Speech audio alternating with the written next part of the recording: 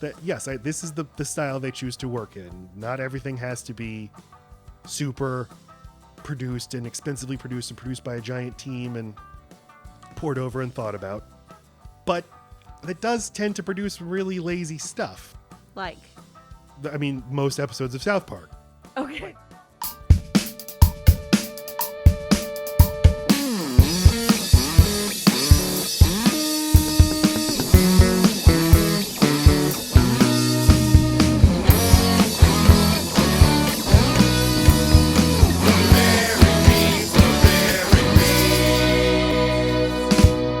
Hello, everybody listening to Load Bearing Beams.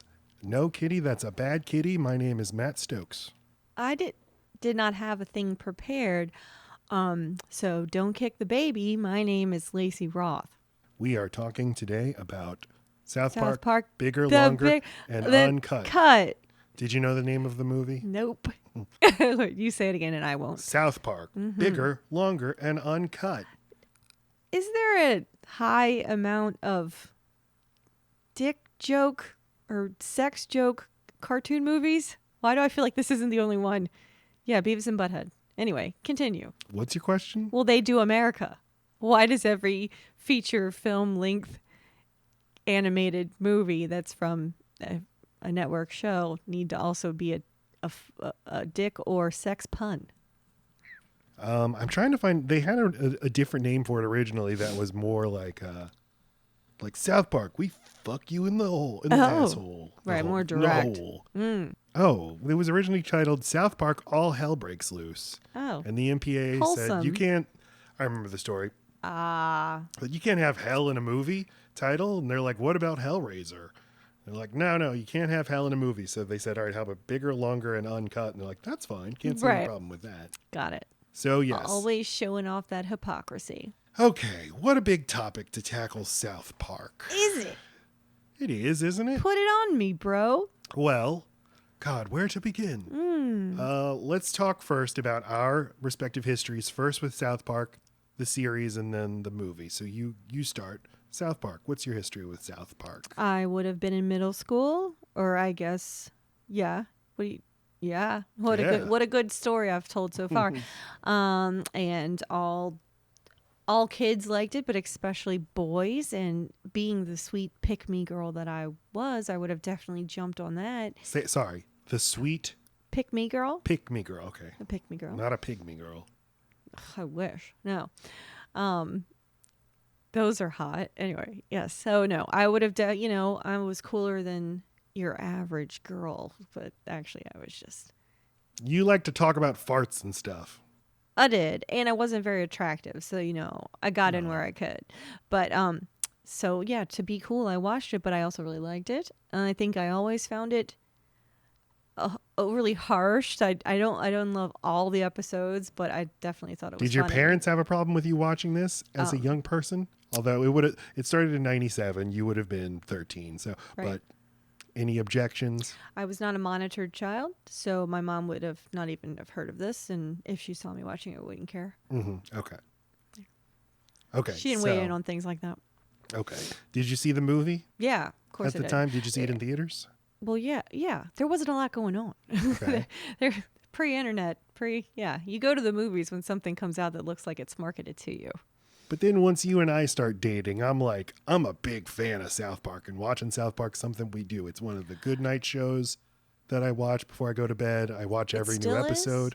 No, I'm saying in 20, in the early 2010s, we would watch South Park a lot.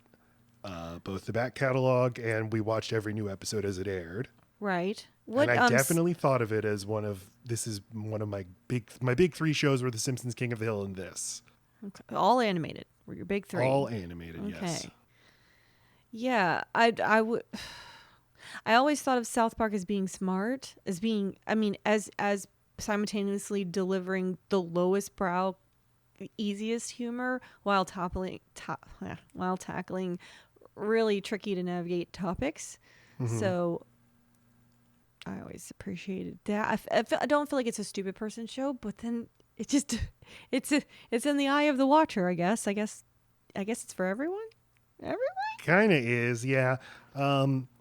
I remember, I think we've told this on the podcast before, is we watched the episode Fun with Weapons where they play with weapons and somebody throws a ninja star in Butter's face.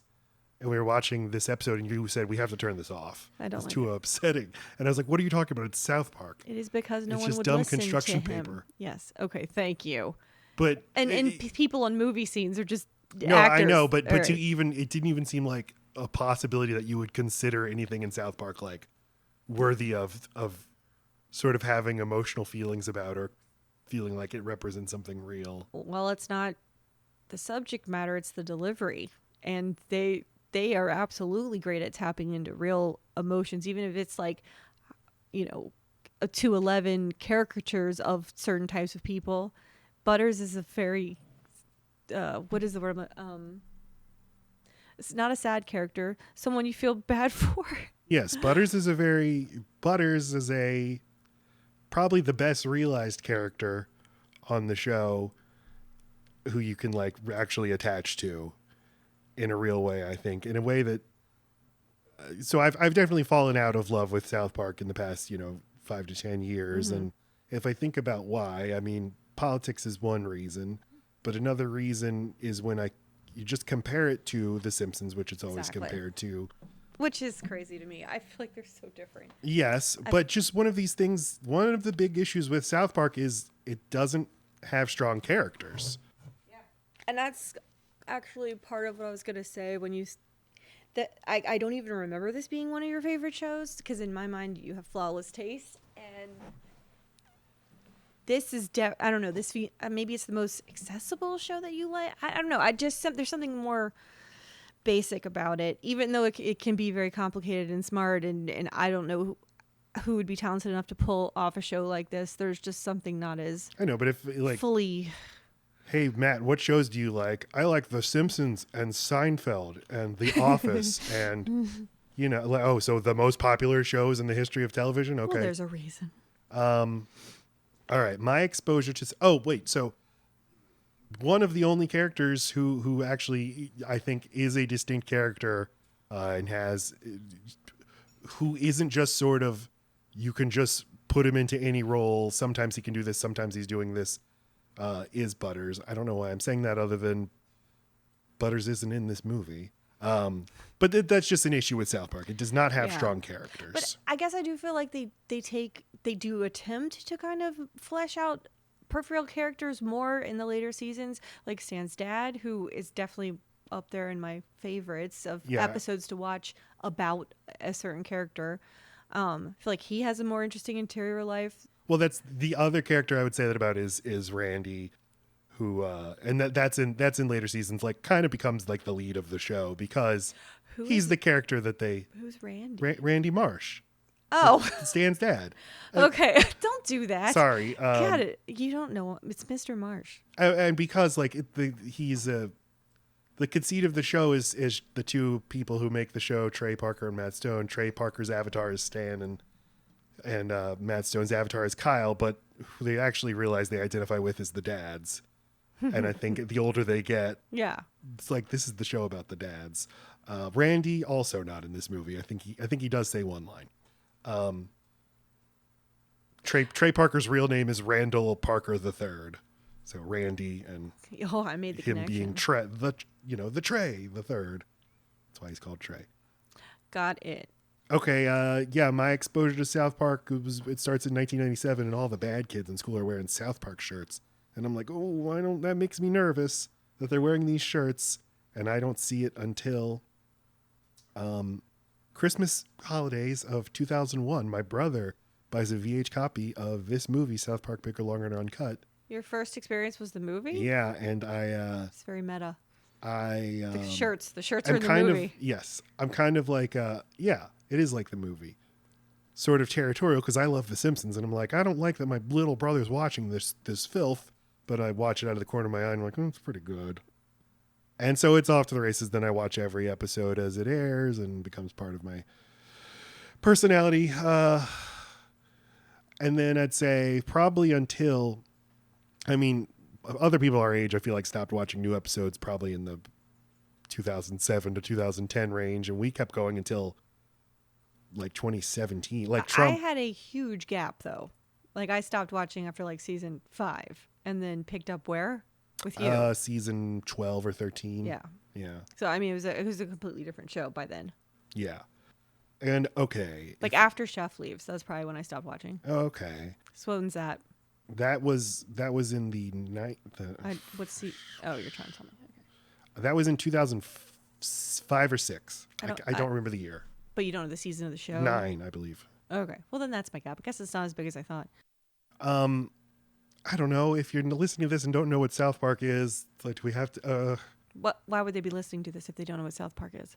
So I listen to podcasts if they're talking about a movie I haven't seen, or an entire episode about all right, yeah, okay, yeah. But yeah, the question is how much do we want to go in, because the arc of this show is the show debuts in 1997, is a phenomenon, and is a certain kind of show, and in that era they make this movie, and quickly after that the show morphs into something very different. Is this perhaps the quickest a series television show jumps to making a movie about itself? It's very quick. It's simultaneous with the first season, right?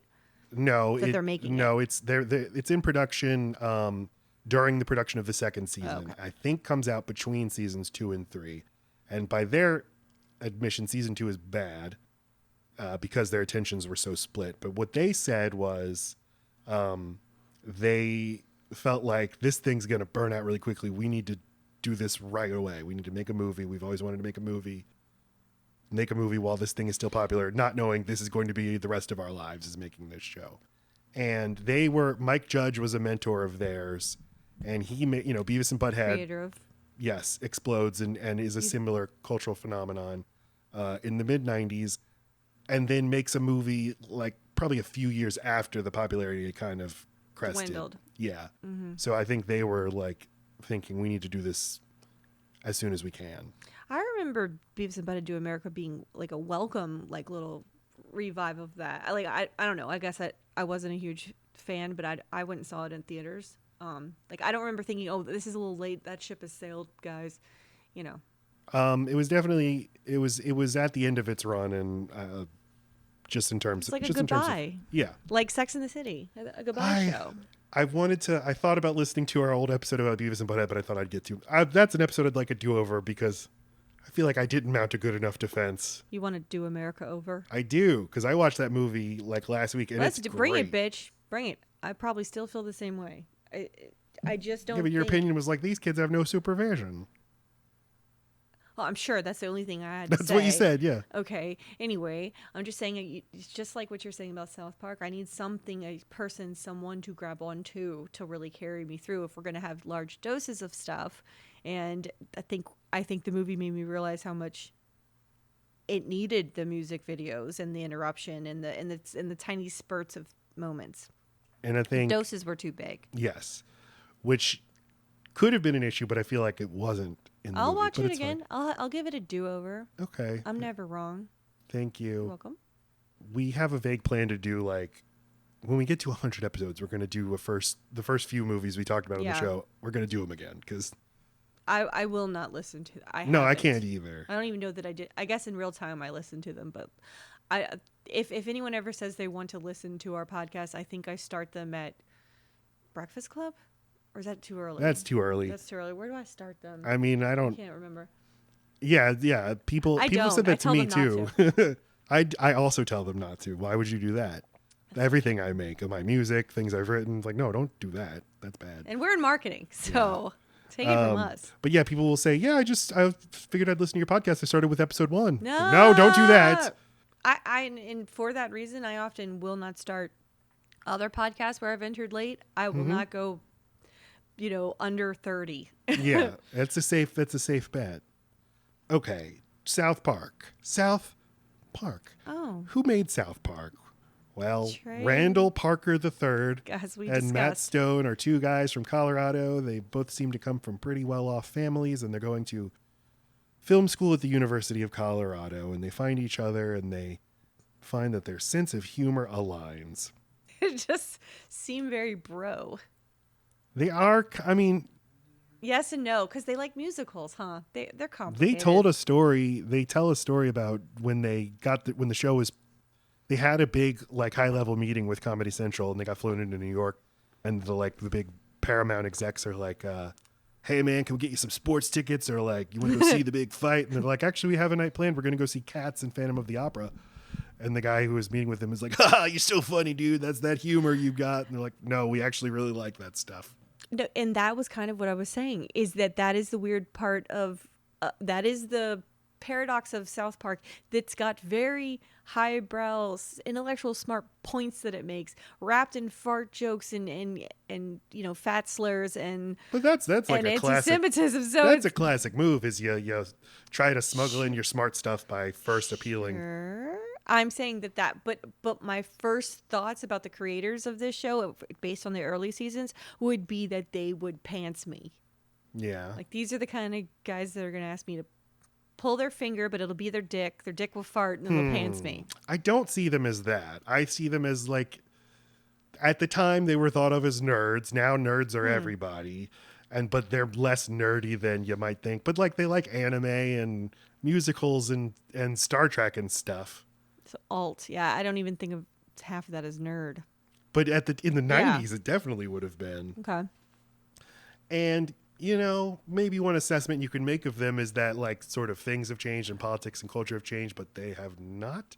Because I've listened to lots of interviews with them, and they say this, they keep repeating this, is like, in the early years of South Park, or for the longest time, it was the right wing that had a problem with our show. Yeah. They told us we were going too far and we were being too transgressive and taking on too many sacred cows. And now it's the left who are telling us we can't be transphobic or whatever. That is interesting. But it's how do you feel about that? I think that's a thing people say as a defense that isn't a real defense, is like, I'm pissing off both sides. I've got to be doing something right. Yeah, it is. Fucking look, lame. It's easy just to it seems easy to just completely make fun of everything and not take a firm political stance on something. And that's the South Park thing, and they say it's their style is we're gonna make fun of everybody. We're gonna present every single side of the argument. You're not gonna know how we actually feel about a thing. And I don't know if that's possible. I don't know if there is. I don't know that I don't know where they stand on LGBTQ stuff. They almost only make fun of gay people in their shows and movies. They are some of my favorite characters, but they're not characters you respect or get respected in the shows. So I mean, I'm not surprised that they aren't great on trans stuff. There's no gay person that's just gay and also something else. There has been. I mean, I watched the most recent season. Mr. Garrison has a live-in boyfriend who I think does kind of embody that. Just a regular. I'm just a gay guy, but I'm just like a normal guy, and like they have like a loving relationship. And Mr. Garrison, his boyfriend, whose name I can't remember, like, he's kind of frustrated with his weirdo husband or his weirdo live-in boyfriend, but this is ultimately a sweet relationship. It was nice to see. I think they probably are wrestling with that a little bit. Yes, it's more that their whole thing is like, why can't we say the F slur? Because we don't mean it. We're not homophobic. We just like saying that word, and when we say it, we're not talking about gay people. We're just talking about your friend when he's being a blank. It's so hard for me to take that comment from people who are clearly intelligent. That's just lazy. Why wouldn't they just apply that to the N word or to the any word? I mean, it's so easy to argue why that's not okay. It's not theirs to say. Yeah. They're straight cis men. Yeah, and I think like they were rattled by how many, because they both describe themselves as like being, left of center politically, but with very like libertarian impulses, and were kind of rattled by how many young men would say, I'm a South Park Republican. Yeah. And are like, boy, I guess we did something wrong or we did not communicate our message clearly. But part of that is because you don't have them, like your message is just everything sucks. If you care about something, that's the worst. Yeah, for sure. They're very Gen X, right? Like, it's all about don't sell out, don't be lame, don't buy in. Exactly. Which like I do naturally have an affinity for, like I like the don't buy in message, but I also know what it like inevitably leads to. It leads to people fending for themselves when they find themselves in marginalized communities. And it means like, okay, so you give up and let the shittiest people in the world win. Because you're not buying in, but these assholes are. Yeah, and you help gonna create some of these assholes. And you help spread fat phobia and anti-Semitism. And I mean, like, they had a huge platform, and at some point you probably have to take a stance on how you actually feel about those things, rather than just, we'll just not say these things as much. But it has to be it's like, well, Howard Stern seems like an endless fountain of shocking things to say, although I think he's chilled. But my point in bringing him up is, it's got to be hard to create an entire brand on what can I do to shock you.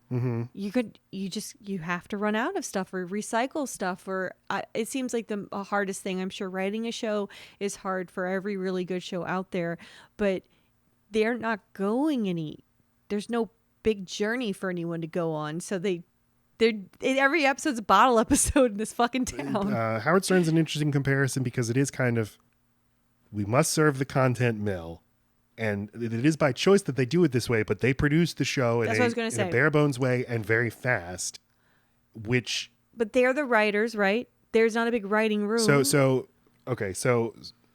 I guess Trey Parker is the credited writer and director of almost every episode. Wow. That's in terms of who contributes creatively, it seems like it's maybe like 75% Trey, way more Trey than Matt. Matt is more of the producer business guy.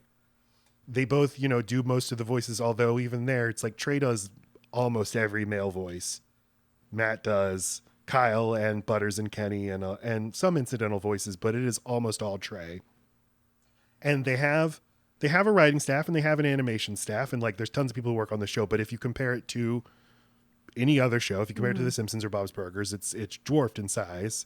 And crucially, an episode of The Simpsons, like a writing room gets together, comes up with story ideas. Right. One writer writes a draft. They all work on it together over the period of months and months. You will even comment sometimes on certain episodes of The Simpsons, and I can totally feel it on episodes of Bob's Burgers, when it's like a completely different person took over creative control, and it's intentional. Like they kind of, right? They have like certain episodes that are like more heavily influenced by this just. Yeah, usually in terms of the showrunner, of who's ultimately in charge of the show. Right. The Simpsons, with South Park, it's been Trey Parker the entire time. With The Simpsons, it changed every 2 years. And each of those 2 seasons, you can put it on its own and say, like, seasons 7 and 8 are so different from seasons 5 and 6 and that sort of thing. Whereas South Park had basically one head at the top. And that has to lead to the longevity. You guys find that so much more interesting. Bob's Burgers does not have a tight, packed, like 12 amazing episodes every single season, but there's always still something new they have not done before that's still Bob's Burger flavored, and they just keep opening their universe. It seems infinite. And I love that. Question mark. I think that's why it's something you can keep, right. It reinvents itself all the time. You think of Bob's Burgers is very popular, right? It is my favorite show. But you would just say, hey, that's a popular show. I would like to say that, but there is still so very often. But it's in like season 13 or whatever right now. It's definitely okay. Well, it's definitely beloved and it's definitely popular with people. But when I mention it, it is not often that someone's like, "Oh, I love that." It just doesn't happen that often. Not the way The Simpsons. But I was just gonna. Or South Park or Family Guy. Like Family Guy's another one that just was like everyone was fucking watching it. In fact, I think Family Guy's what took over my South Park slot. Oh, okay. Anyway. The Simpsons. Why is The Simpsons still making episodes in season 35? Who's watching The Simpsons? The Simpsons is Fox's top show on Sunday still. It gets more ratings. It gets more viewers than Bob's Burgers. That's insane to me. Because Bob's Burgers feels like a relevant show. Well, like at this point, it probably just is like, like one of those. It's Jay Leno. It's comfort food. But I was thinking more like as the world turns. Like it's a soap opera with like interchanging characters you can depend on being around. The story just changes a little bit, or it's a new person's time to experience the same storyline, or it's just a comfort food. They know how much it costs and they know how much people will watch it. Right, it's a well-oiled machine. It's just like it's like a savings bond, like gonna generate this much revenue for us. boy, we're talking a lot about a lot of stuff. That's podcasting for you, am I right? Trey Parker is credited writer and director. And I think he's actually setting up, he's storyboarding or he's setting up all the shots and stuff. Cutting out the construction paper. They only did construction paper for. I was kidding. Okay, well they did make the first short that the Spirit of Christmas that led to the show was made in construction paper. And the very first episode of the show, Cartman Gets an Anal Probe, was literally cut out of construction paper and then filmed 24 frames per second, where just manipulating the mouths. And Trey and Matt did most of this themselves. They said it took forever. It was a nightmare. They wanted to kill themselves.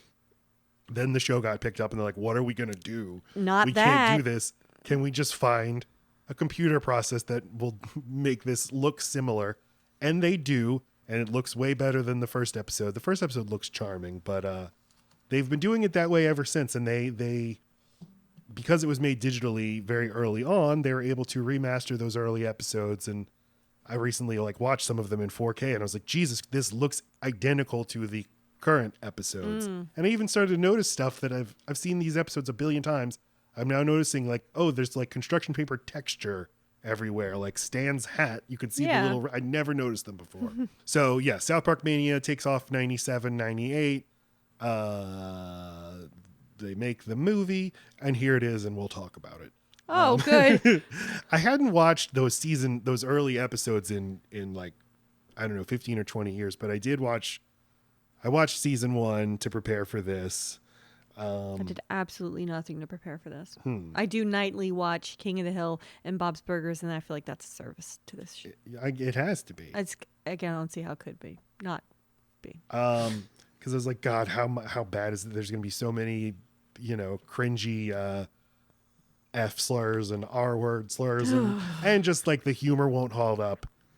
I will say it's kind of charming. I kind of liked the early. I watched some episodes from lots of different eras of South Park, and I was shocked to find I think I might like these early episodes the best. Are they the purest? And I think we watched The Spirit of Christmas before this, and that you laughed a lot. I don't think I laughed a lot. Okay, but you laughed. There's something very sweet about this. I kind of like the low ambition, low key charm of it, and specifically they're trying to make it a parody of the Peanuts. Did not know that. Which is, that's why it's in the cold and why they're all wearing those outfits. Is it not in the cold because they're from fucking Colorado? Okay, but it doesn't. Don't you write what you know? Yes, I know, but it's not like it's snowing all the time in Colorado. I hate snow in movies and shows with snow. Maybe this was also a reason I had to let this. But I guess the good thing is I can't really. That's the one thing I can't apply to to these characters is the feeling of cold. Yeah, they don't seem cold. They don't seem cold. So the movie. Okay. Directed by Trey Parker. No way. By Trey Parker, Matt Stone, and Pam Brady. The music is by Mark Shaman, who is the gentleman who did the music for for Hairspray, the Broadway musical Hairspray. Was not the guy who later went with them to Book of Mormon and the Broadway Brodown episode. That was a different guy. But they love Broadway, and they wanted to make this a musical, which was not in the marketing of the movie. The movie marketing did not promise all the South Park bros that you're going to go see a big flamboyant musical. But it's a great. Snuck it in, they Trojan horse that shit. It's a great musical. These songs are great. Fucking is good. Yes. I didn't expect the music to be the best part. It really is. In that way, it reminds me of Bob's Burgers. And because some people could kind of go, oh, they're going to fucking sing now on Bob's Burgers. Because it can come abruptly and you don't know. Some episodes are particularly songy. But they end up being my favorite part after. It's what stays with me. Bob's Burgers is a much more musical show than South Park is. Oh, well, yeah. The jump from the Bob's Burgers show to the movie is not as jarring as I think the jump from South Park the show to South Park. I'm sure that was quite the surprise. I didn't remember any of the songs except for Uncle Fucker. The movie opens and we're swooping through the town and Stan comes out and looks at the sky and starts singing like it's The Sound of Music. And he goes and collects his friends and they go see the movie. All right, let's talk about these guys. Stan, Kyle, Cartman, Kenny. Yeah, let's talk about these guys. Let's talk about these guys. I think, They're as I've been examining South Park, that is a giant problem. Like I've been thinking about this it's the hats since the early 2000s. Is like, how is Stan different from Kyle? Like there are things you can point to. Sure. But I think it's pure logistics. I think you just need 4 people. It's just not enough. It's not enough you can do with 3. There's not enough push and pull people to be on this, especially when one of them doesn't speak. Yeah, I almost don't count Kenny. I think you got your 3 main characters. Right. But things do happen to him. So. And he does have episodes that he drives, but he doesn't talk. And you don't have to talk, but you have to like influence events, and he doesn't. Mm-hmm. That's true. And even Cartman, who is definitely the most distinctive, any random episode can put any of these 3 kids into any role. Like they can lead like a town meeting. They can be the moral center. They can be, I mean, Cartman's usually evil, but he can be super evil, or he can be just a little evil, or he can be their friend. Right. And I think that is a problem, that just none of these are a strong enough character for you to say it's natural for this one to do this thing and this one to do the other thing. And I'm not attached to any of them, like emotionally. Yeah. I mean, I can be, but not usually. Like if it ever happens, I feel grateful. Like, oh, I feel really good for you guys. It does happen in this movie. Right. They did not a whole lot of relatable moments in this. This movie did give them time to like kind of develop more relatable. They just needed more time, I guess, because it's just so quippy. Everything's about the quips. Everything's fast scenes and. Oh shit! That reminds me of what I wanted to say when we were talking about the way the show is produced. They produced the show in 6 days, and they say they've tried to like get better work habits and do things in advance, and they just can't. And they're procrastinators and stuff. And that this is the style they choose to work in. Not everything has to be super produced and expensively produced and produced by a giant team and poured over and thought about. But it does tend to produce really lazy stuff. Like, I mean, most episodes of South Park. Okay, like, don't have a great many jokes and don't have great points to make.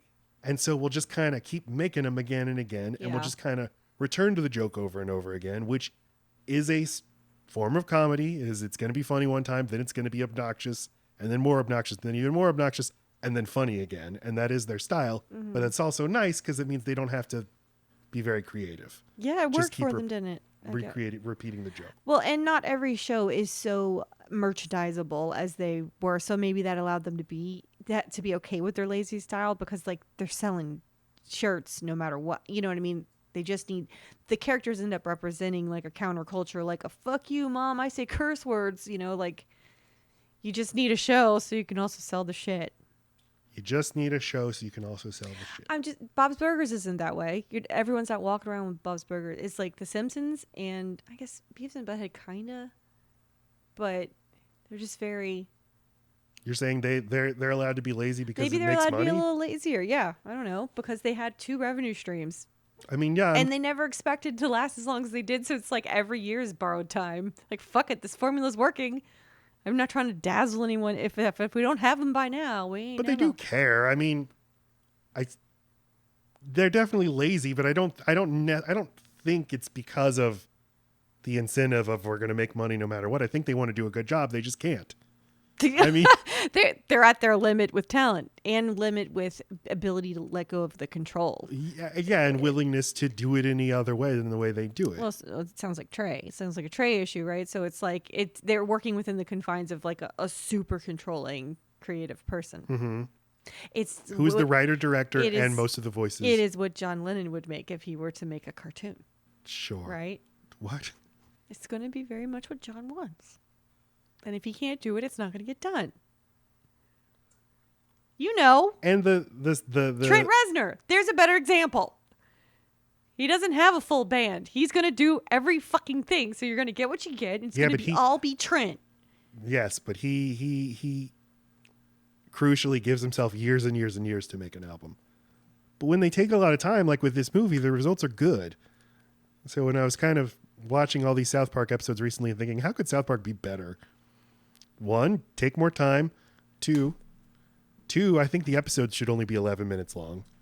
You really do like shorts lately. I mean, like that's something you've gotten into in recent years. Well, the South Park style would fit so much better in a shorter period of time. They have a small point to make with each episode. Yeah, Just their make it and get out. premises, they don't have enough ideas to sustain a whole episode, but the show wouldn't be big if it were shorts. There aren't any examples of really great shorts that have taken off. There's just shorts you've shown me that are amazing. Mm-hmm. Isn't Dicktown a short? Mm-hmm. You see, you're going back to my point again. Like, yeah, if they take more time, the episodes are even greater. But like, what is the revenue increase if their show keeps getting remade anyway? I mean, they keep getting new seasons based on the shit they're putting out. I'm just saying, there's no incentive for them to try to take more time or do it in a more compressed way. They were a success so fast. Like, you just stick with what you do. You know? Yeah, they have no reason to think they haven't been super successful. Yeah, I'm just saying there's no drive or motivation for them to change their formula. Like at this point, it's like, no, this is what works. This is what we do. This is what the people want. Yeah. I mean, I try to be like a little charitable when I think about things. I don't. People making things. I'm kidding. Is you do something because you want to do a good job.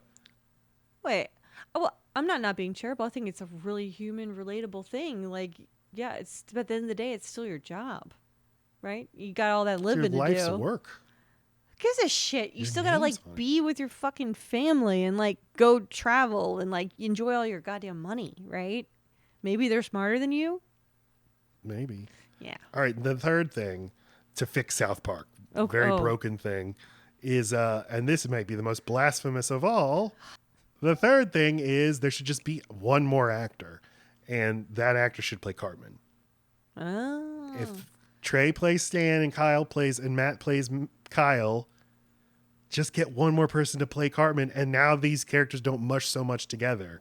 Yeah. And it's like you have these two actors and you have these three characters, and it's like, well, Trey's going to divide up things that Stan and Cartman are going to say because he doesn't want to. Let's kind of make this equal. Matt, you get a lot of lines too. Mm-hmm. You just need one more person to make Cartman his own. Yeah, he's definitely the most interesting of the four of them. Mm-hmm. And they've tried. They have whole episodes where he changes his entire personality, which is not really true of the others.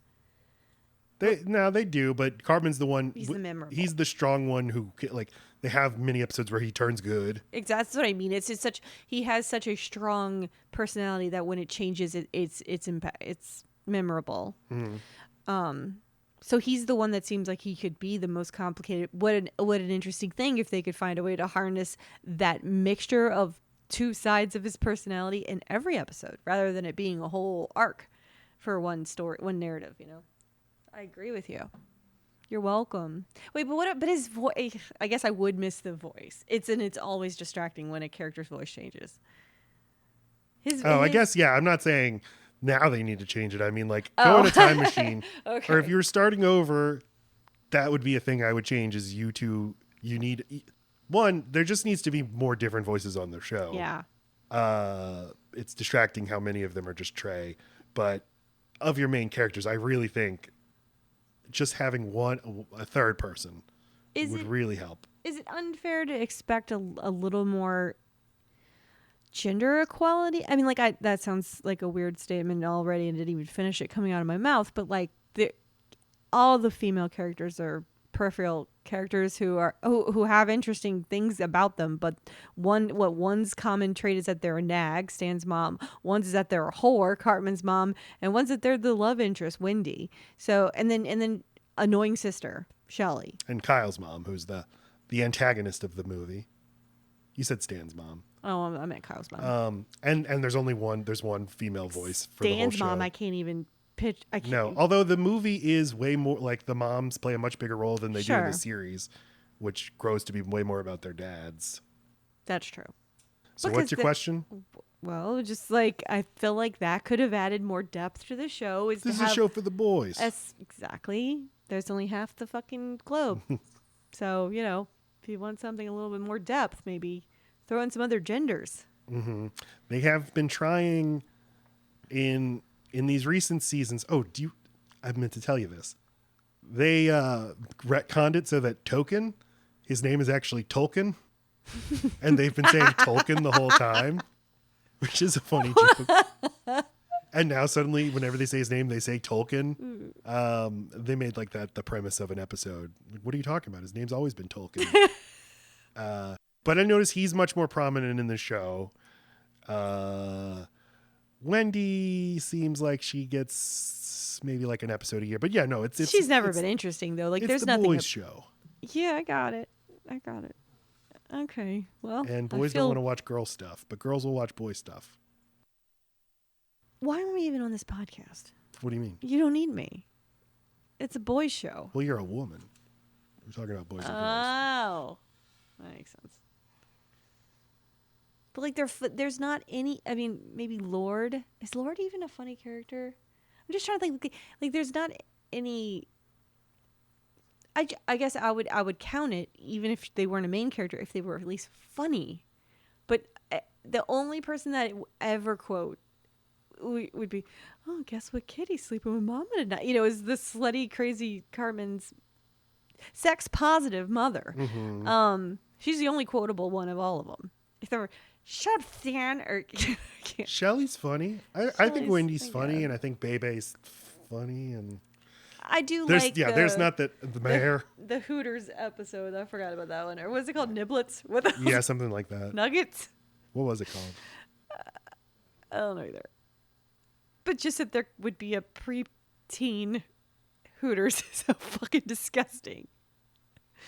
What is it? It's called something that people refer to pre-boobs as. That's why it's extra gross. Raisins. Which I kept wanting to say kernel or corn, which is what my family were called. Ew. What is there? A kernel. So raisins, that's perfect. So, Matt. Yes. Beloved. You are often in the living room doing your own thing after our insane children have stopped asking for items and events. Excuse me. They stop? Nope. But they settle enough. And then you put on a flick. And I feel like I walked in on you watching lots of different animated things over the last couple of weeks. So what you doing? I don't know. I don't know why I do that. You mean prepare for the podcast? No, I do prepare, but it's not like you're not like taking notes. You're just getting vibes. Yeah. Well, I watched the Bob's Burgers movie. I watched the Beavis and Butt-Head movie.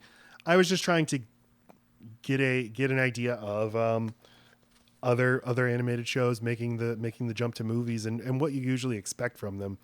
And I watched the Simpsons movie a couple months ago. There is sort of a there's a history of this, and there's like a wrong way you can do it, which I feel like the Simpsons movie did. Explain. All the wrong when things. They have like no fucking topic to talk about. I remember the Simpsons movie being so boring. Well, the Simpsons I remember movie, a pig. That did have a pig. I think that a thing that you can do wrong is like don't do the things people like about the show. Like The Simpsons takes The Simpsons out of Springfield, doesn't utilize its giant cast of the best supporting characters in the history of television, because it's like, well, there may be people who have never seen the show and they don't know who Moe is. So who the fuck's watching this movie? Yeah. That doesn't watch The Simpsons. Why have Mr. Burns be the villain when we could have this new guy be the villain? That kind of thing. Like the Bob's Burgers movie, which came out last year. It does it a little bigger. Like it's not just the tension is how do you make it so it isn't just a bunch of episodes of the show strung together. Yep. And how do you make it so that it's true to the show, but like this story could only have been told at this length and at this budget? I guess I always assumed the reason why animated shows or any show would think to even two reasons to make a movie out of your show. One, you've gone away for a couple of years, or you are going away. So this is like I think the X-Files did that, right? Like it was long after the fact. No, well, they did, yeah, but they made two movies. One movie was during the run, and the second one was. So maybe they did both things. I'm gonna say. So there's that. There's the kiss goodbye, and then there's someone had a very creative idea during the several seasons of the show, and it just keeps getting poo-pooed or turned down because there's just too much to dig into. So that's it. Like you just like, well, I just have a really long episode here, or we should just make it a movie. I mean, right?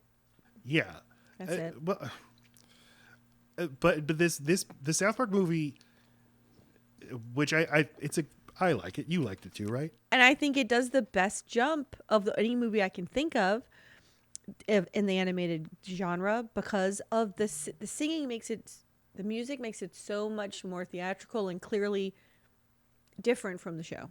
Usually animated shows that get a movie, the animation is produced at a higher budget. Okay. Maybe even a different team works on it. Seems like a risk. So you watch it and you're like, this does look better, or at least like, there's more shading and it looks more cinematic. Okay, I can see Whereas that. South Park looks identical. And in fact, I think Bob's Burgers actually looks really nice. Bob's Burgers looks great, but definitely looks more expensive and more fully realized. And Bob's Burgers,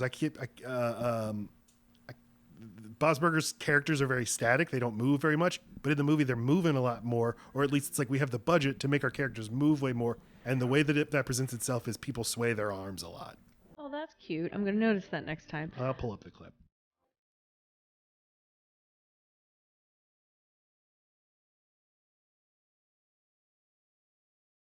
Yeah, so not just the main characters are moving more, but everyone in the scene is swaying their arms. Look at that. That's a good dance move. Look at that. Yeah, all the show, everything's grimy.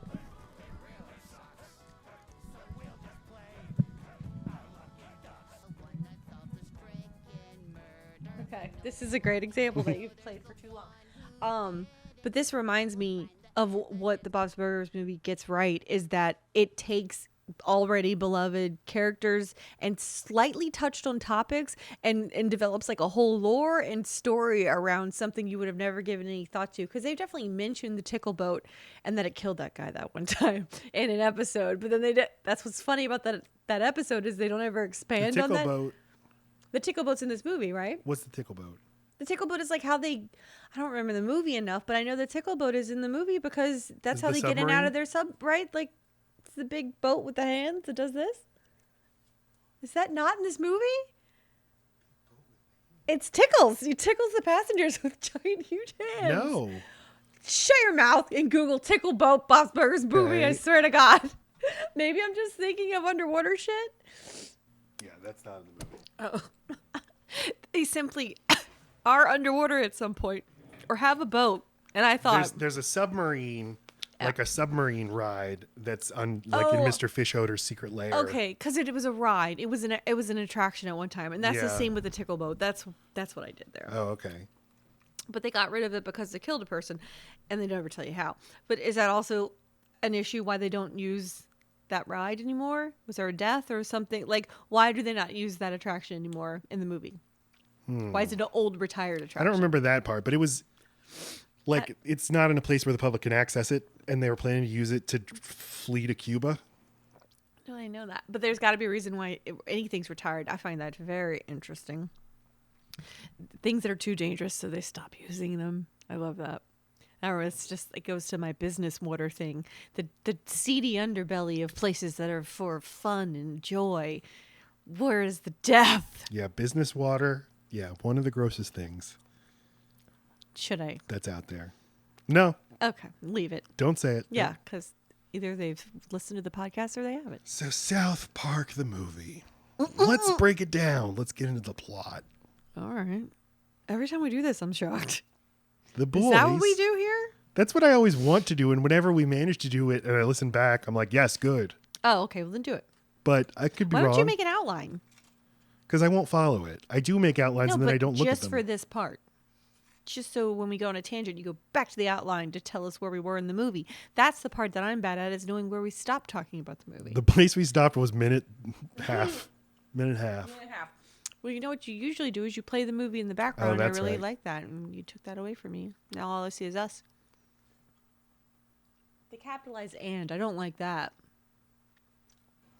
In the title? Yeah. Up here? Yeah.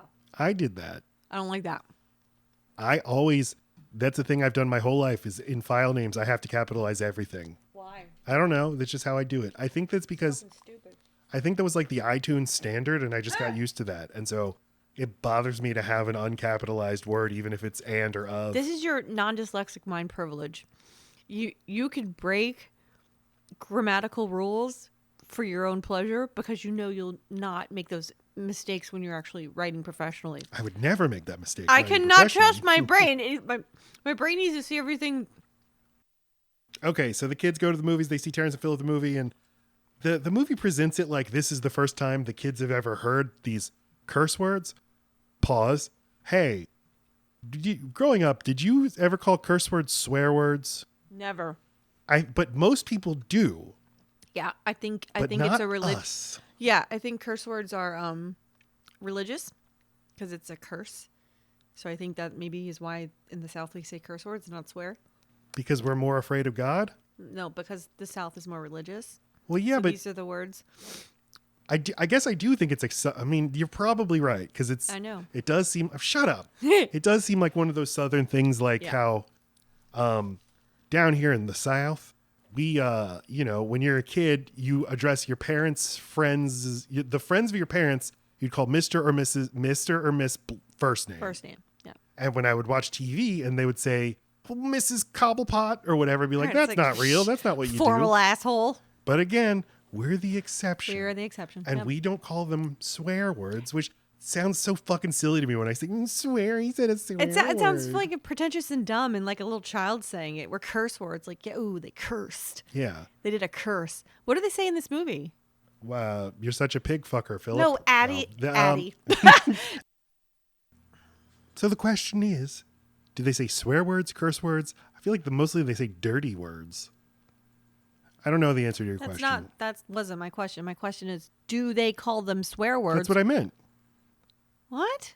What do they refer to them as in this fucking movie? That's what I'm saying. I think the main thing they say is dirty words. Oh. But I don't remember. But they see Terrence and Philip say this, and the kids react like, oh my God, I've never heard anybody say this. But on the show, it's established these kids already talk like this all the time. Because that's not what they're reacting to. They're thinking, oh my God, I can't believe I watched this on a movie. Oh, that's true. And I guess the Terrence and Philip show, they don't say this on the show. And they're exactly just doing a meta commentary on their own show, which is, this is why our show is so crazy and wild. It's, look, we did this. It's also, when you watch South Park on TV, the dirty swears are bleeped, but now they're not. Oh, well, that's true. But even bleeping was a big deal because they're still saying the thing. Yeah. Yeah. And sometimes you're just making up shit. Because like, if they put enough bleeps in a row, you're like, I don't even know what kind of horror they were saying there.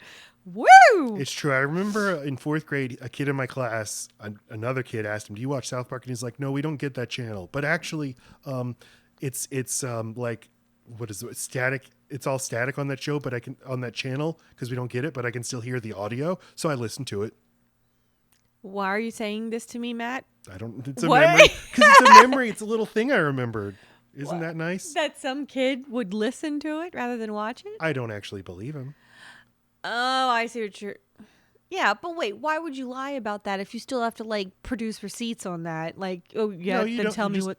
You're like Donald Trump. I'm just trying to get through this sentence. Just trying to get to the next sentence. That kid was just like Donald Trump. Just trying to buy a little bit of social credibility here. Why? Because he probably laughed at, like, yeah, that is funny when that happened. Like Steve Carell in that movie. Yeah. With the boobs in the sand. Yes. Got it. So the kids start saying these words, and again, this is the first time you've heard them say it unedited. Do you think it's funnier to hear them curse with bleeps or without? I always prefer without. I don't know that one is funnier than the other. I just, like I said, if they're going to say several swears in a row and it's beep, beep, beep, beep, then I don't exactly know what they said. So I prefer just hearing it. But I do remember as soon as we put this on and the first curse word came out, I was like, oh, that does feel new and different. Yeah. That would have been that alone would have been a reason to go see the movie, which is the whole point of the movie, is that's why all the kids want to see Terrence and Philip movie, because, I mean, they are very good at the meta thing. I mean, to actually be doing what we're experiencing while we're watching it is pretty fucking crazy. And imagine if you were in a theater, which you were. Which I was, right. But the shirt, when you said the thing about the shirts, I forgot how ubiquitous that was, how everybody all of a sudden yeah, it was everywhere. And I was like, I guess the show is about, oh my God, they killed Kenny and cheesy poofs and beefcake. That's what that show is. Which, hey, that is what it was. And all the shirts is to say, I curse when my mom's not looking. Fat ass. That's what which I don't like that slur, but you know. Ass. Yeah. Trey Parker is like joking in this interview I heard him. He's like, if you watch those early seasons, like they could be on Sesame Street right now. They're that wholesome. If you removed the swears. Okay. Do you think that's? I mean, what I like most about South Park is when it's not. I'm just a fucking. When they're not leaning on their crutch. When I'm getting old, I just want comedies where people are nice to each other, and that's when I like South Park the most. Is when the little kids are getting along and being nice to each other. And I don't need all these curse words. And I don't need all this commentary. Just like play games with each other and stuff. They get in trouble, and then Kyle's mom, who has been established as the activist mom, who's like, think of the children, leads a national crusade against Terrence and Phillip and the nation of Canada. You know what? I don't even remember what the resolution of this is. Satan How bad comes up to Earth. We just watched it. What is wrong with my fucking brain? So what part do you not remember? Well, it doesn't. Well, I guess in my head I was like, hey, I wonder if the reason why they're covering this topic is so that when kids inevitably do watch the South Park movie, they are loaded up with some like rhetorical comebacks for their parents who have some things to say after they see news clips saying how bad the movie was. Like maybe the movie itself is like self-protecting. But what does it say? What does it say that the children should say? That is why I asked you, what happens in this movie? Oh, okay. Then yes, they do have that. I was trying to see if that actually happens. This movie is kind of a remake of the 6th episode of the show, Death, which the original run of episodes that they produced, that was the last episode of the first 6 that they produced. And they both assumed, well, this is it. This will be the end. I hope people like it, and this will help us get another job in the future. And that episode does kind of have like a finale feel to it, and it's about Terrence and Phillip. That's the introduction of Terrence and Phillip, and the parents get very upset that the kids are watching this filth, and so they abandon all their kids to go to like Hollywood to protest, and while their kids are left at home alone, they get chased by the Grim Reaper. And it has the same moralizing thing that the movie has of parents maybe should be less concerned about what your kids are watching and just maybe spend more time with them and try to care about them right now and impart good values into them and keep them out of harm's way that way. And it's such a good point. And they probably weren't even parents yet. No, they weren't. So, I mean, to understand like, hey, if you just treat your kids as though they are humans just like you are, just people, and then maybe you'll keep your influence. And if you say, hey, maybe don't curse right now, they'll listen. But telling them they can't see a movie and restricting them from seeing things or doing it doesn't actually restrict anything. It exacerbates it. Which is the part about parenting that sucks. There's only one thing that sucks about being a parent, and it's this. It's that you have to work really, really hard all the time. Right. And good things will happen. And as soon as you're having like a day where you're just, your emotional backpack is full and you're not really putting in that extra like pre-work to help there not be a big issue that happens, there's always a big fucking meltdown or fight or something. Like, anyway, when you don't have the energy to make sure your kid feels heard and keeping it's hard. All they're going to remember is the snapping. Yeah. But if you have a good foundation, they'll be like, Mom's just having a bad day. And luckily, brush that right off. Still makes it feel like shit in the moment because it's like, that's not my style. But hey, there's an annoying non-parent. These guys aren't parent, and these guys were in their like mid-20s when they made this movie.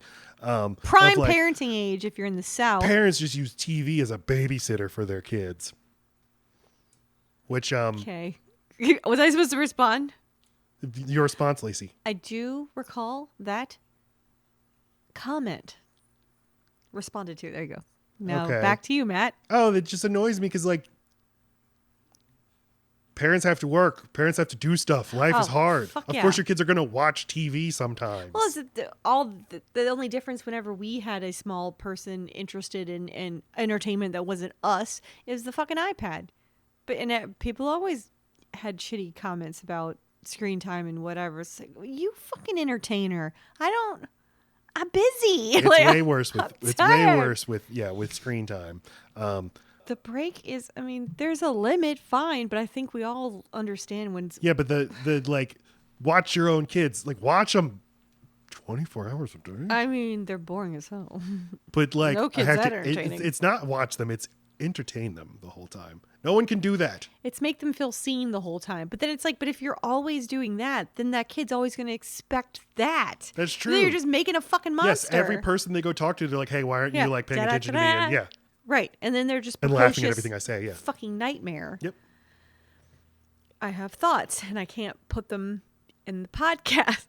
I want to have a talk with you about this later. What? No, you didn't do anything wrong. This reminded me about something I am experiencing currently with our current child. I'm in the doghouse now. No, you're not. Okay, Mr. Mackey is now, singing a delightful song to the kids about how they shouldn't curse. And it's a great song because it's catchy as hell. It's easy, MK. And here are things you can do instead of saying these words. And the song also explains Mr. Mackey's character, which he's filled with rage, and that's why he says MK, because he's suppressing all kinds of trauma. And this, I think this is like, so we had Uncle Fucker earlier, which is a wonderful song and a wonderful number, but I feel like It's Easy MK, I feel like now the movie's cooking with gas. Now we're like, this is something special. Well, yeah, because it further develops his character, who is a constant character on the show. Mm-hmm. But the kids are dancing and everything. Like this is impressive shit. But of course, the song doesn't work. They still love to curse, and then they go see Terrence and Phillip again, and on and on. And then Kenny dies because he sees Terrence and Phillip light a fart on fire, and Cartman bets him that he can't light a fart on fire, but then he does, and then Cartman tries to put it out with a stick, and then that classic South Park joke of the stick is on fire, and he tries to put it out. The stick is on fire. South Park loves to do the joke where something extreme happens and you pay attention to the less extreme thing that's happening off to the side. For example, Kenny is dying in the emergency room. Stan throws up and the others are like, gross, Stan, you threw up. That's sick. That's some graphic shit too. The depiction of him in the hospital with his ribcage out. Yeah. Just, I don't think I remembered how much South Park played with, was like, seeing me, I mean, I don't know enough about animation to know if they were the first, but real images, posters from the real world, like 3D. No, they weren't the first, but yeah, it's all over the place in the movie, and I don't know if they take as many opportunities to do it in the show. There's so many. No, they do, okay. and in ways you don't notice. Like, I watched an episode where Mr. Garrison's like giving a speech, and the microphone he's talking to is just a photo of a microphone, and it's like that is just you didn't want to draw a microphone. Like usually there's a joke reason for it, like it's a photo of David Hasselhoff, but. Yeah. Well, just now Kenny's ribs were just a photo of ribs. But that's funny. Yeah. But if it's a microphone, what? Truly, that's just you didn't want to draw a microphone. Kenny dies and goes to heaven. We actually follow Kenny in the afterworld. He meets Satan. Satan becomes one of the leads of the movie, and things start happening. Okay. Things are spiraling out of control because the mothers they blame Canada. You could say they blame Canada. Blame it. For producing Terrence and Phillip as people. And, I remember Roger Ebert's review of this movie where he gave the classic South Park critique, which is, I'm not sure what this movie has to say. Does it think that, like, parenting groups go too far or that the actual movies themselves go too far? Which I don't think that's fair. I think the movie definitely is condemning the moms, the parenting groups. I mean, for totally focusing on the wrong thing. Mm-hmm. And even in the song saying we have to blame somebody because if we don't, someone will blame us. Exactly. And, it's lazy you use parenting groups trying to ban books right now.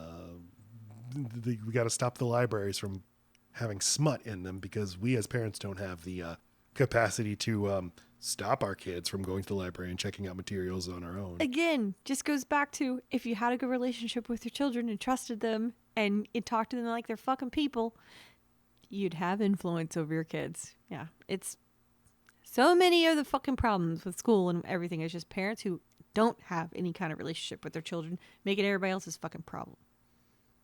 But even more simple than that is like, you don't have to give your kid a library card or like... What? No.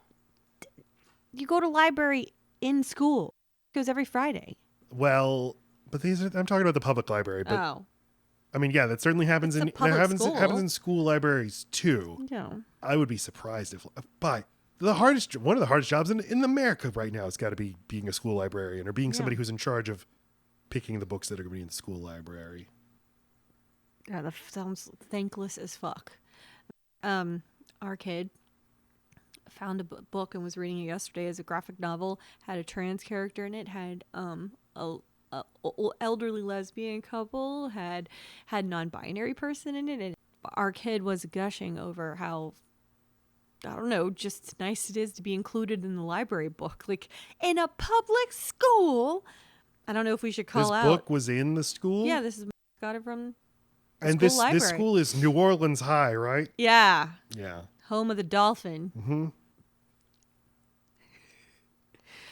Anyway, but it means a lot to a kid that's not mainstream everything. Well, that's why they're protesting. I mean, that's why the fucking Sheila Broflovskis of the world are mad, because they don't want anyone to feel good.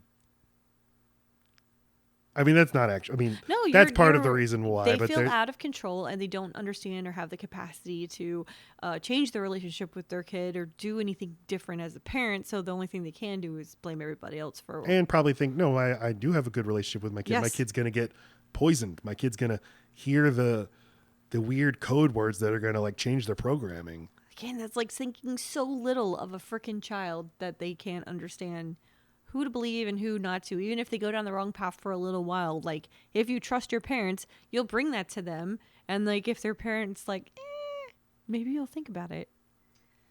It's just, like, spend more time with your kid and not in an oppressive way. Listen to what they say. And if they tell you they're into something, talk about that. And actually get into it, too. And if... care about the things they care about. Let them build your world as well. This is not interesting, me giving parenting advice, but, like, I have very strong feelings about lazy fucking reactive parenting and people parenting other people's kids. I mean, here I am. but I mean, people restricting other people's children based on their beliefs. Fuck you. In the public libraries more. And I'm saying this because, like, where we live, this issue was kind of like a canary in the coal mine for, like, the nationwide hard right turn against trans so people. When they come for the books, that's when know. This started here like a year and a half ago, and like the main political signs you would see around here are about the libraries.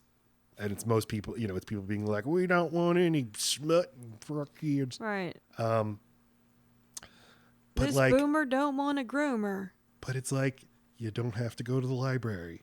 Right. If you go to the library, your kids, you can monitor your kids and what they read. What a wholesome place. Why does the library have to handle that? Your hoodlum child is hanging out at the fucking library. I mean, like, it's just so wholesome. Like, what?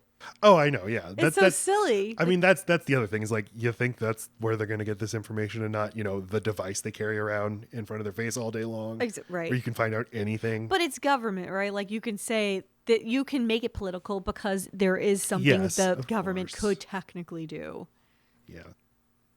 So the South Park moms get Terrence and Phillip arrested, and so this motivates our boys because I guess what journeys do our characters go on? Stan is worried that Wendy, the girl that he likes, has fallen in love with a new boy, Gregory, who's more political.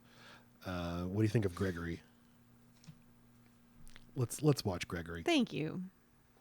Hey, what's going on over there? The American government thinks it has the right to police the world. Your government is going to kill 2 Canadian citizens, an action condemned by the UN, home of the free indeed. I love Gregory. He's my favorite character. Oh. Home of the free indeed. I mean, to me, it seems like he's a stand-in for, don't worry, dummies who like this show. We think it's dumb to be smart, too. And then for smarties to be like, yeah, you could also be smart. Dumbasses that like this show. Mm-hmm. They're just having it both ways, as they usually do. Yes. For them, the worst thing you can do is the worst person you can be is somebody who cares about a cause. If you say you care about a cause, you're just lying because you want chicks to like you. Because, you want those raisins. Because the only people in the world are men who are trying to impress women. Mm-hmm. But it is funny. I mean, they are good at making the most obnoxious character in the world. This little 10-year-old who's just repeating things like home of the free indeed. Well, all of their characters just seem they're one-off characters, or like they're characters that serve to make the episode spicy. It seems like it's always supposed to be a counterbalance to something else that's more prevalent in the show. So it's just like, look at how in a different world it could be like this, see? And we could all be talking like this. Wouldn't that be something? Wouldn't that be a fast-witted paced sort of thing to do? Fart. So Gregory is from another show, you're saying? He seems to be from a different reality, yeah. Yeah. Well, and that's why he's got an accent, right? He's supposed to seem like he's from a different He sounds world. Yeah. Yeah. Kyle, his He mom just is vomits. the leader. Oh, God. I can see they're indistinguishable from each other. Who's the one that vomits constantly? Stan. Okay. Don't say it like it's obvious. I'm sorry, Spent a whole 10 minutes saying how it's not No, obvious. I know I Bitch! said they're interchangeable, but when I hear you say that, I'm like, well, Stan's the one who throws up, of course, Yeah, you idiot. that's not shocking that you love to fucking get excited about something you can correct me on. Tyranny of small differences. Kyle wants to stop his mom, but he's a little too afraid of her. So that's his journey. And Cartman's journey is I don't remember. he doesn't really have one. Oh. He gets the V chip installed in his head, which prevents him from saying swear words. But how that interacts with the main plot, it doesn't really. Is it to show like, look at the extremes you'll go to? You'll put an untested, You'll torture children. well, no, you'll put a medical device inside of them that we don't even know what it really does. We don't have any testing on this, no long-term effect studies, but at least he's acting appropriate, and you're not looking like a bad parent. Yay! Birth control, am I right? Kinda. Okay. Kinda. At least you can't have any mistakes. Okay, but they get an idea. We're going to form an organization to stop our moms. There's not one like thing you could be inappropriate about that they don't cover in this fucking movie. I mean, they touch on everything. There's even the M word for little people. Oh, okay, yes. But I was expecting way more of it than we got. I was expecting the homophobic slurs. Yeah. I was expecting the R word, and there was only one of each, I think. Do they really need the homophobic slurs when two of the driving like new interesting characters to watch are just flaming gay people?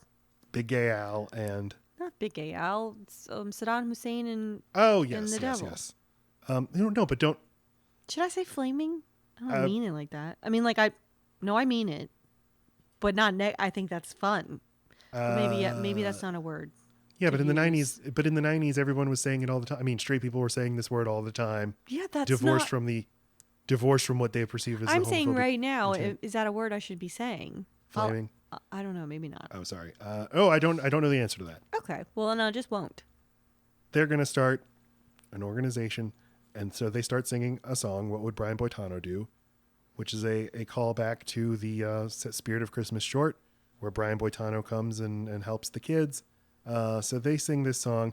I'm going to listen to it, a little bit of it, because it's very good. Time to the year 3010. He fought the evil robot king and saved the human race again. And when Brian Boitano built the pyramids, he beat up Kublai Khan. Cause Brian Boitano doesn't take shit from anybody. So let's pull our kids together and unite to stop our moms. And we'll save Terrence and Phillip too, cause that's what Brian Boitano do. And we'll save Terrence and Phillip too, cause that's what Brian Boitano do. Cause that's what Brian Boitano do. All All right. So yeah, I loved this movie when it came out. I watched it all the time. I bought the CD and listened to that all the time, and that was my favorite song at the time. And I don't think I liked it enough. I think this is the best great song. The best moment in the movie. I'd say the best moment in South Park. The best thing that Trey and Matt have ever done. I think those 20 seconds we just watched are like ecstatic joy of the kids all singing together, and the song is so catchy. Being and on the same page. Being on the same page, being but also nerded out and liking and approving the same weird cultural reference. yes, Yeah. in terms of like music of a musical, of writing a musical, and having the song that like sort of gets everything going and summarizes the stakes for everybody and where everybody's at. It's perfect. And then the song's just so so catchy, and the we'll save Terrence and Phillip too, because that's what Brian Boitano. Okay, but I will clock it for I don't think any of the songs have a completely original like melody. Like that is definitely like that's like very Western. But fine. No, Matt. I mean, the exact thing that they're like, there's absolute, I don't know if it's the Lone Ranger. I don't know. I have heard that melody before, maybe in City Slickers. It is very familiar. Do, do, do, do, do, do, do. I mean, it's very basic. It's very basic. And that's the only thing I'd say about every single song in here. It's not very complicated. Whereas Bob's Burgers, very complex. These songs, I don't know the musical Les Mis, but I know that the songs in this movie mirror songs from the Les Mis musical. I would believe that. They all sound like songs from musicals, but they and I think they're beautifully, masterfully reworded and reworked, but they don't sound like original melodies. That's my only thing, but I really like them. I'm gonna think of it. I'm gonna think of the. I know there's a song I know that does that exact thing, and I'll figure it out. So after the best moment of South Park, of the whole series, what happens then? You take it from here. Like, I fucking know. I have no goddamn clue. You were playing the movie in front of me, and then you took it away. Sorry. I have no memory for these kinds of things. Well, there's this thing where Kenny is meeting up with Saddam Hussein and Satan because Saddam Hussein is in hell because he got eaten by a pack of wild boars before this movie. Right. In real life, he wouldn't die until the year 2003, or was it 2004? I didn't know that. When, I didn't know he gentlemen, played a dead we got character him. before he was dead. All the rib cages in this movie are real rib cages. I'm looking. Yeah, Hell looks awesome. I love the way Hell's animated. Any reason you think why Saddam Hussein is cut straight in half the way the Canadians are? Well, because that's what you have to do with the. That's not true. You could just do a circle, an opening, just the same way that they did with the construction paper mouths on the two shorts that we watched that they did before the show ran. Oh, I guess you can. You just yeah. do an open circle, but they choose to make him a big flapping up and down head. Make him look like Canadian. Yeah, I mean his arms, or he has a Canadian body. I don't know, because it's funny. I'm pretty. I'll bet if I had to guess anything outside of the United States, because of the whole America thing, I'm sure they just make them a completely different animation style, more one-dimensional, because Americans don't think much of other cultures. They're not interested. They're not as interested, so they just think of them as this one flat thing. Canadians are this, and then this man from the Middle East is this, and I said Middle East because I don't know where he's from. Iraq. Yes. Yes. Yes. They have the recurring joke that people keep saying Satan and Saddam Hussein are going to attack, and everybody's like, "Oh my God, Saddam Hussein!" That's that old South Park joke. I do like that you can see Satan's thong the entire time. And Matt Stone does the voice of Saddam Hussein. I can't not notice the voices now, and when it's not Trey, it's always me. It's notable. Big Gay Al is done by Matt Stone, but when Big Gay Al then starts singing, it's Trey Parker singing, which I find very jarring. But Trey's the singer and Matt is not. Well, all right. If you insist, I'll sing my song. I believe it goes a little bit like this. Bombs are flying. People are dying. Children are crying. Politicians are lying too. Although Matt sings as Saddam Hussein, but I can change. Yeah, but he's not supposed to sound good. He's supposed to sound like Exactly. Saddam. Satan has his big musical number that we're watching right now where he has the I Want song from Little Mermaid or whatever. And he hits this giant note. Was not able to find out if that is actually Trey Parker hitting that high note. It can't actually be. They had to get like some Broadway singer to do it. If only I could live up there. I could hit that note, but I don't want to. Oh, okay. Yeah, you're busy. Again, until like 2 weeks ago, I never noticed that like these designs, specifically their hats, have these construction paper ridges or whatever. The only things with shadows are when their faces need to be separated from their shirt, I think. But he doesn't have a shadow at all, but he does. He. Sorry. Cartman does not need a shadow because his neck goes straight into his shirt.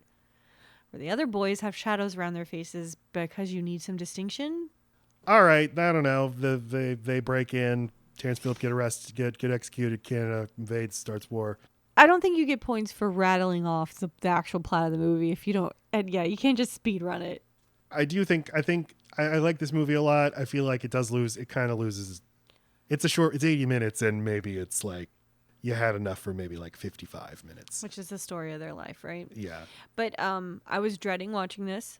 I thought it was gonna be another fucking Beavis and Butthead moment, but it moved. I liked it. Our kid liked it. We watched it with the 12-year-old who had seen South Park before, but the kid was laughing. Did have some issues with some of the language. Yes. And was like, I don't know how to feel because this was very funny, but also they said words I don't like. They were racist, and I don't like that, so I don't know what to do. And it's like, that's the thing. That's the thing. The It thing gives you about- complicated feelings. Well, but hey, welcome to the world, right? Things aren't black and white. Jeez, hang kid. on, sister. Yeah. Movie was a pretty big hit. Did a lot. Do you think it's why they got another season? They were getting a new season no matter what. How many This was the seasons? biggest thing in the history of, Comedy Central just dwarfed anything they'd ever done before. This was like the What was? Oh, South this Park. show. Yeah. Okay, yes. Yeah, yes. this was, we have stand-up specials and like reruns of game shows had and like Adult Monty Swim. Python. That was comedy. That's Cartoon Network, and that's later. Oh, damn. I Yeah. always think of it as being. Yeah, Comedy Central was their one of the original shows they had was Dr. Katz, which was Yes, which I watched. super low budget, barely animated at all, and they got like 1% of the ratings of South Park.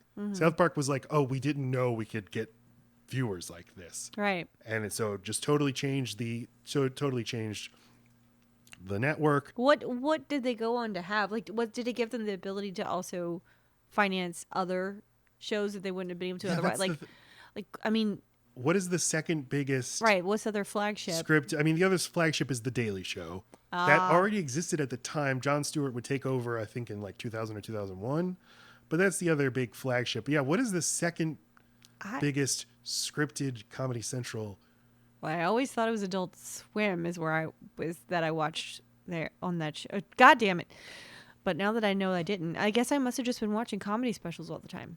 Because like this was is Channel 39. Like I still remember because I was always on it. Yeah.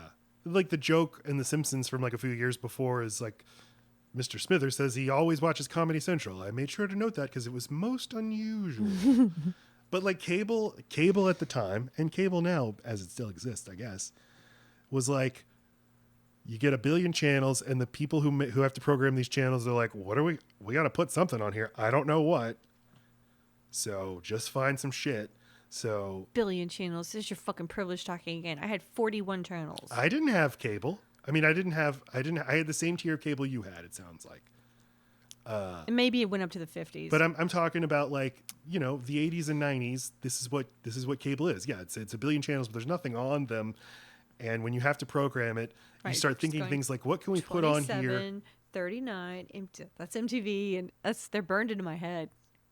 Those channels were just my channels, right? Those are just like, depending on what provider you had, those were Cox cable channels. Other people experience these things on other channels. Is that right? That's right.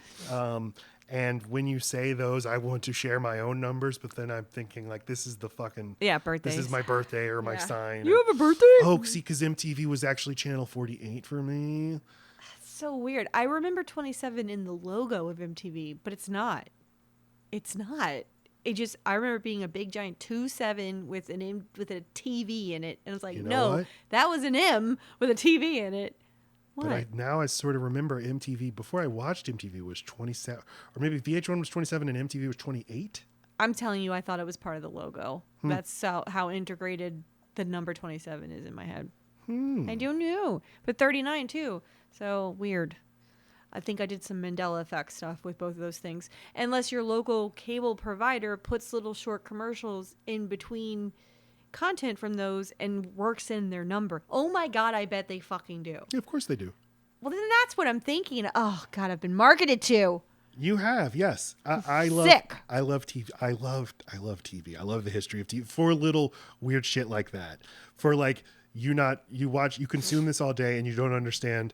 Okay, most of the content is being produced by the national network, but also my own local broadcaster has their own little commercials that they put in, and it all just mushes together Yeah, for me. I have no idea. Like, I mean, it took me a long time before I realized what were local commercials versus once I started getting friends that didn't live here, and then I try to, give them some sexy Morris Bart action, and it was like, What are you?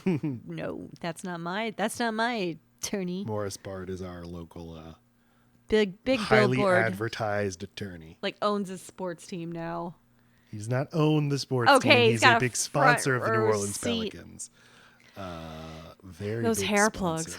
Woo. Well, so what do we do with ourselves now, and where are we? And I'm 100% Bob's Burgers and King of the Hill. That's where my bread is buttered. what does that mean? It means that that King of the Hill is just as old, and it completely withholds like it's not fair. You can't judge things when they're from the day they're made in or whatever. Maybe it's actually not fair when what you're trying to do is be very shocking for your time. That just automatically puts you in the zeitgeist of that year. You can't really judge it the same way. But The same way as what? as a show that's not going for just shock, that's going for more storytelling, like King of the Hill, which is just as old, but it holds up.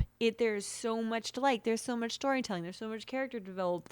There's so many people to roll your eyes at, but no one you really hate. Like there's no one to really hate in King of the Hill, and I think that's pretty fucking hard to do. The closest you can get is Buck Strickland, but I like him too. Like there's sad moments for him. And then the other one would be, the guy that talks like the guy Buckley? that works. No, Buckley's fine. No, the one that works at the racetrack, and then also Jimmy. Yeah, but it's like, but even that, there's episodes where I like him too. Wait, but you're saying I'm just saying it's a much more complicated, well written, interesting show, and it says a lot at how much I can watch it right now, and it does not feel dated. Where South Park, I cannot say the same thing. it's hard to. I've been trying to come up with. So how do I feel about South Park now? I haven't watched it in years. I've revisited some of the episodes. I've changed the way I thought about a lot of them, but almost every episode I watch, I'm like, I'll laugh a few times. Yeah. There's good jokes. I like this. I love the way it looks, and I love the style. And I think these guys are good voice actors. And it's not like they're actually going to change it to 11 minutes. So the show as it exists.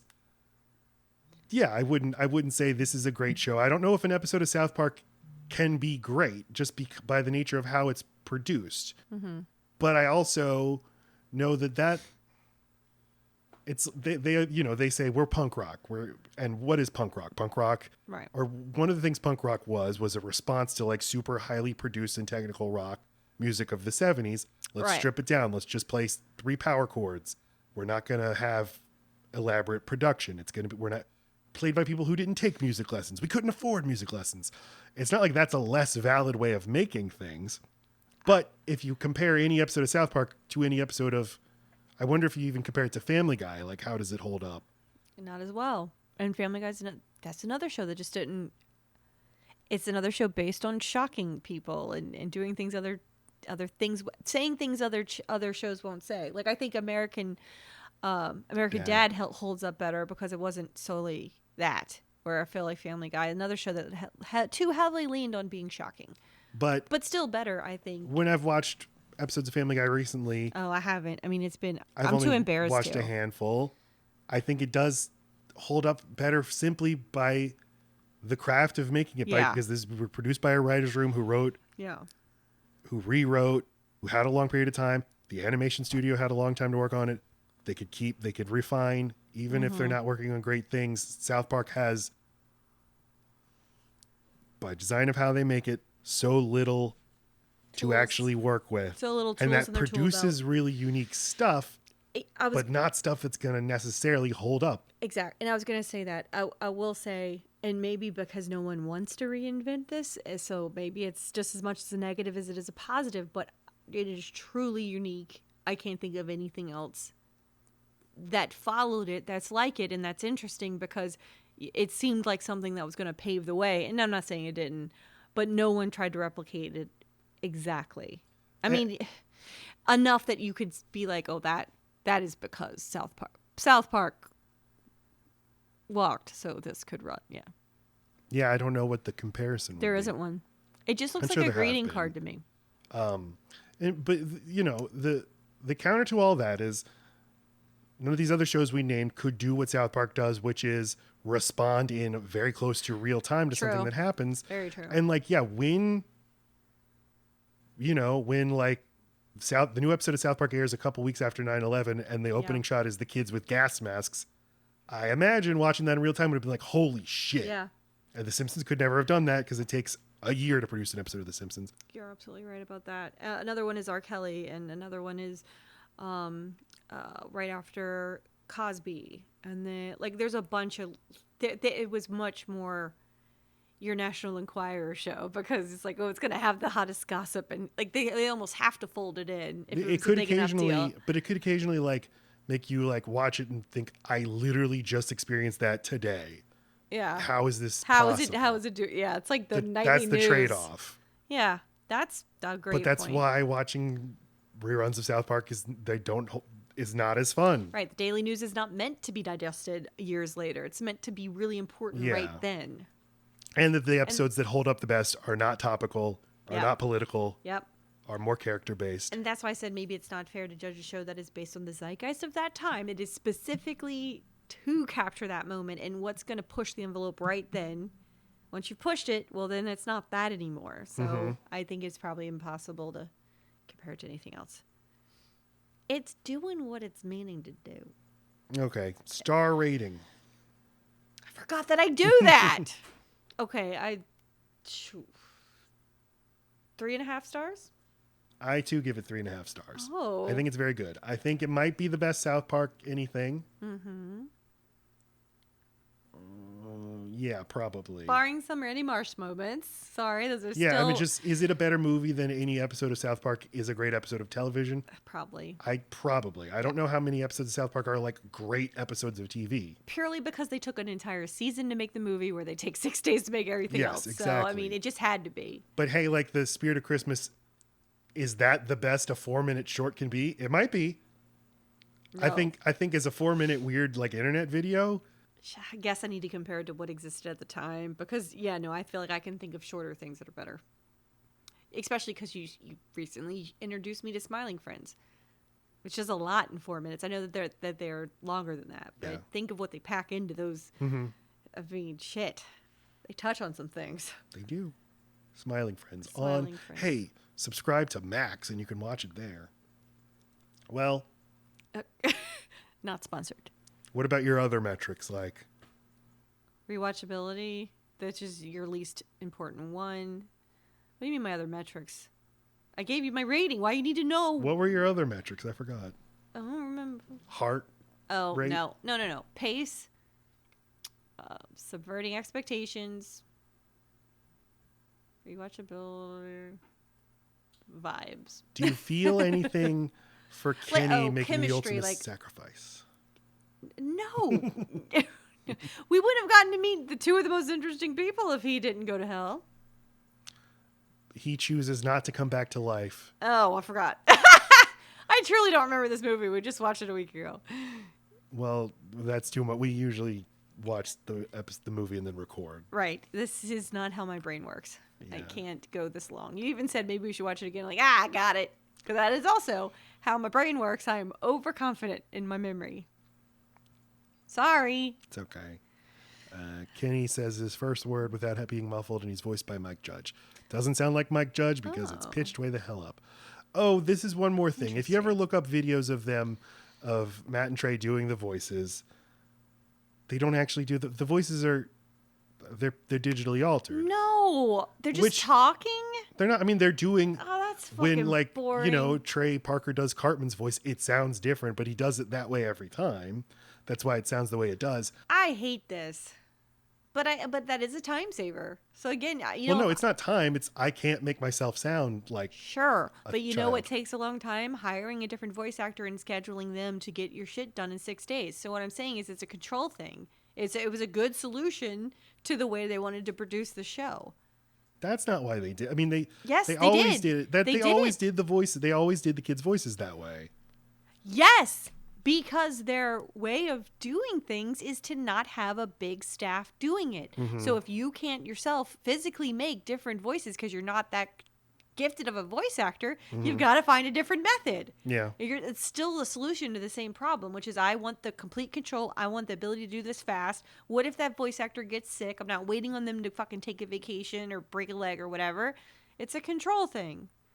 And part of me really thinks that's fucking smart. Another part goes, boo.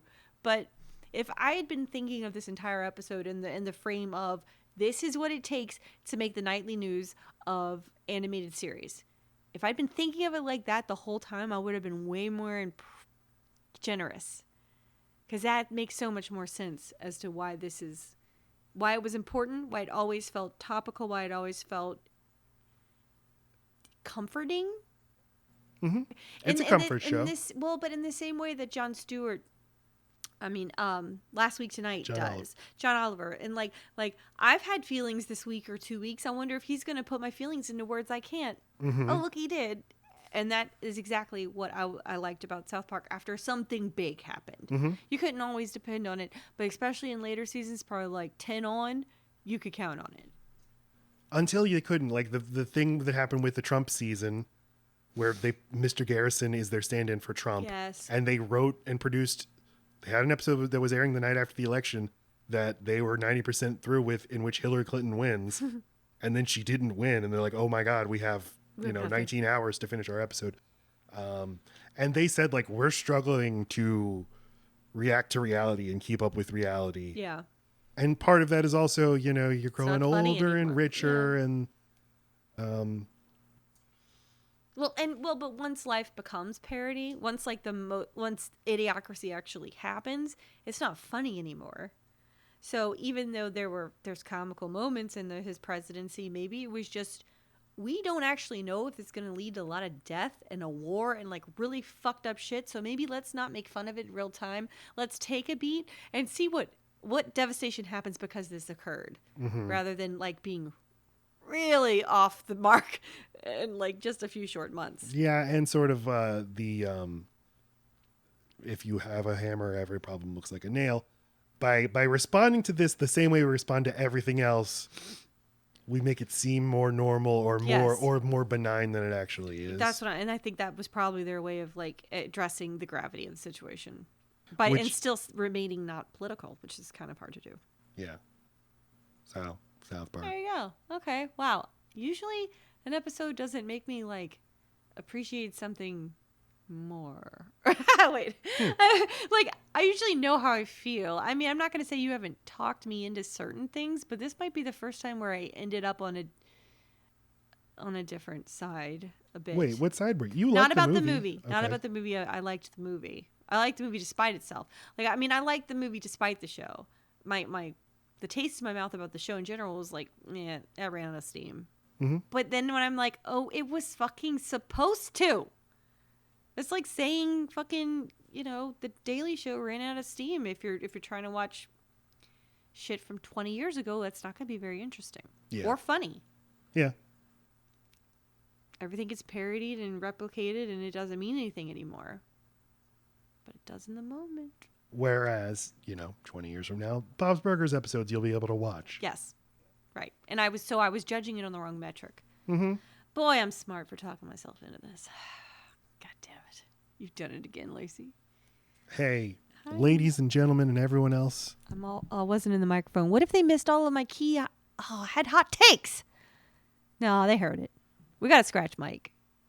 It'll just really bring their focus in when they hear the audio changes.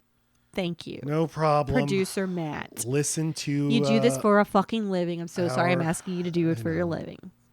Everybody, he does podcasts and video production for a living if you need to hire someone. Just saying. I'm better at promoting that than like our podcast. And your album. We never promote that on the show. The show is the promotion. Promote the music that I did. Oh, and he's the lead singer. Sorry. Yes, my band is Rural Route 9. We made an album called The Joy of Averages. We did the music for Load Bearing Beams, the song that you hear at the beginning of the show. The beginning. So please listen to that album. And hey, subscribe to us on YouTube. Subscribe it. That's all. I'm being a sound effect. I was doing a thing and you didn't listen to my sound. Listen to my sound. See? sound effects. Okay, I love you. Goodbye. 3, 4.